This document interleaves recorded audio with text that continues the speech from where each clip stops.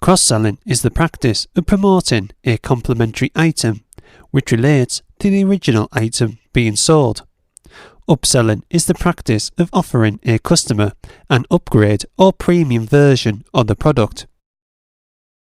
Even though these techniques can seem simple to understand, they can be extremely effective and maximise your sales volume, both in person, over the phone and online. It's important that you don't overuse these techniques. A good sales professional or business owner will understand and gauge the correct moment to utilise this method. Otherwise, you run the risk of damaging both your credibility and your brand. You will have noticed both techniques, even if you haven't realised it. They are a commonplace in retail stores and on websites. Such examples include: you bought product A. You may also like product B, C or D. Equally, in face-to-face sales environments, this practice is common in electrical outlets. How many times have you gone for a 32-inch TV and bought a 40-inch one instead? It happens a lot more than you think. This tactic is also aided by placing the smaller televisions towards the front of the display, so they appear small and insignificant. In our minds, we're immediately drawn to the larger, more expensive televisions. Thus, we've been upsold. This also happens in other industries, such as travel bundles and food meal deals. Have you noticed when you go in to purchase a cheeseburger and the assistant asks, "Would you like fries and a drink with your order?" Cross-selling at its best. Generally, the key to effective upselling and cross-selling is to put your customers' needs first, instead of your own. If you can add value to the overall customer experience, then you're much more likely to offer additional upgrades and services. Typically, many professionals use common cross-selling techniques, such as offering another product or a discounted price when purchasing product A. Equally, they also offer a free delivery when spending a minimum of $100 or when purchasing 2 or more products, and so on. This method works great because if an item is $90, the majority of customers will spend an extra $10 purchasing another product to qualify for free delivery. However, it's important to note that this obviously depends on the industry and sector to know what incentives are appealing to your target audience. Upselling is the practice of offering a customer an upgrade or premium item, instead or in junction with the product or service they were originally purchasing.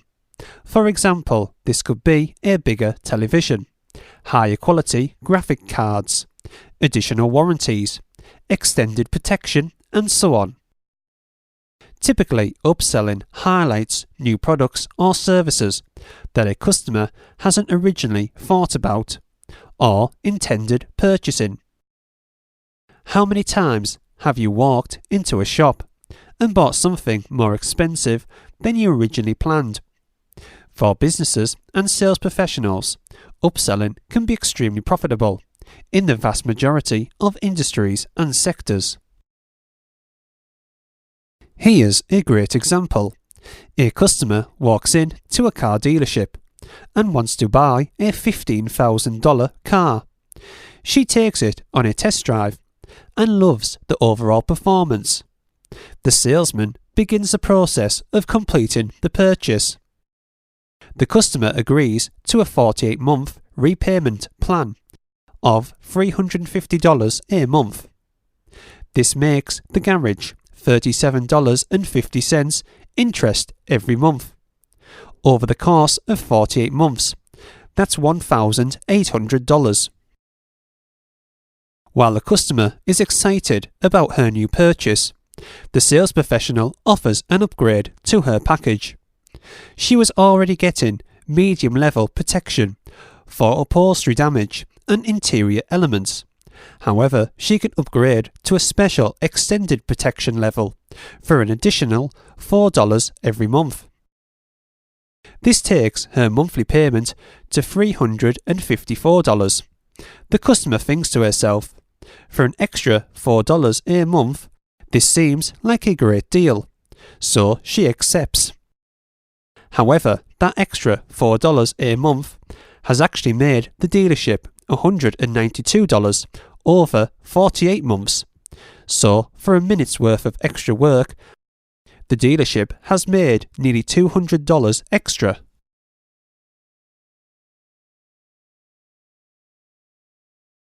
The sales professional or business owner hasn't listened or understood what the customer has told them. Once understood, no attempt has been made to upsell. The sales professional has came across as being pushy or heavy, instead of relaxed and helpful.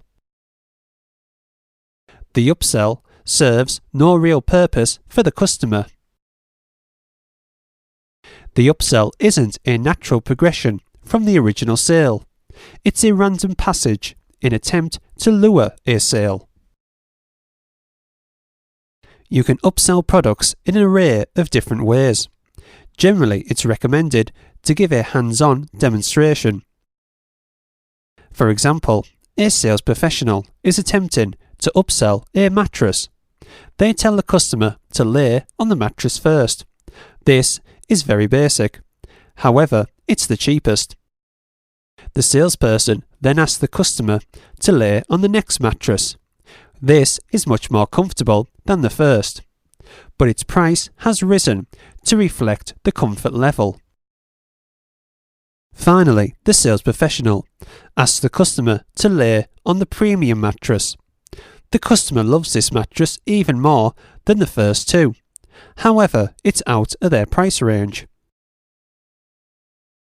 The sales professional knows they won't sell the third mattress, but by showing all three, they're far more likely to sell the mid-range mattress over the basic mattress, because the customer appreciates the step up in comfort levels when comparing the two. Equally, sometimes the mattress salesperson moves the individual mattresses onto the same bed frame. As they lift the medium range and premium items, they say, "Oh, this is heavy." This immediately resonates in a customer's mind that it's sturdy and strong, thus it's a quality item. Here's some general tips for maximising cross-selling and upselling potential. Typically, it's a good idea to not increase the value of the order by too much. Sometimes people attempt to upsell a much larger product that the customer simply can't afford. By rule of thumb, it's a great method of only increasing the overall order by about 20 to 30%.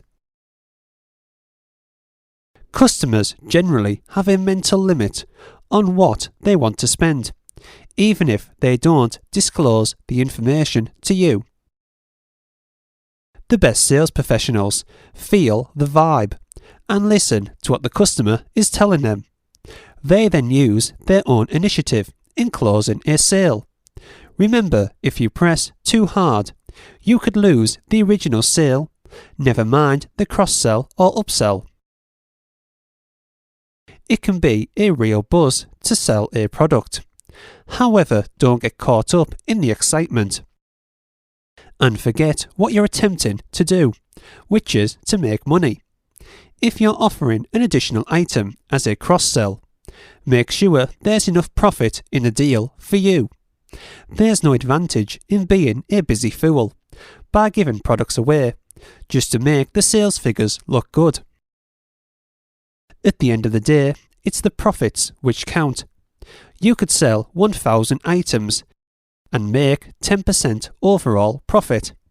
Equally, you could sell 500 items with higher margins and make 40% overall profit. Remember to offer products and upgrades which actually relate to the product or service you're selling. If a customer has purchased a pair of shoes, then suggest a pair of tailored trousers, which will complement the original sale. Don't attempt to sell something random like a new pillow set. It can be incredibly tempting to cross-sell on products which haven't moved from a warehouse or store. You may have a lot of items simply in stock that nobody wants to buy. That doesn't mean your customer wants to buy them either.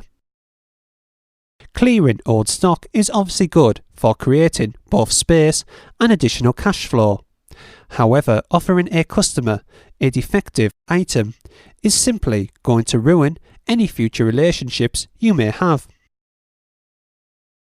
There's an old saying, you make the sale today, by tomorrow the customer will be on their way. Generally, the more familiar a customer is with a product they're already purchasing, the more receptive they will be for additional add-ons. Typically, cross-selling is not the time to introduce a new product to a customer. The whole idea is to make additional sales when a customer feels confident, in control and motivated to purchase. In contrast, new products normally take time to sell because the majority of customers like to read, take their time and weigh up all the features, benefits and drawbacks. Sometimes it can take weeks for this process to be completed. This is why you should generally avoid new products when cross-selling.